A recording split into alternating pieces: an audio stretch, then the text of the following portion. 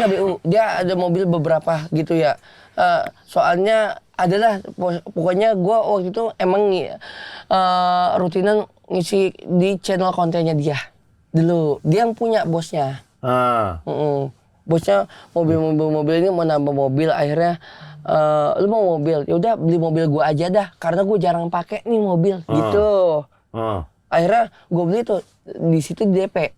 Dia tunjukin suratnya ada, BPKB-nya ada, semuanya ada. Lu DP berapa? DP setengah. Cepet. DP cepet. Jadi Bapak Zar, bang. dulu kali ya. Dulu dia pause lagi. Dia pause. Gue udah nyimak. Lu DP cepet.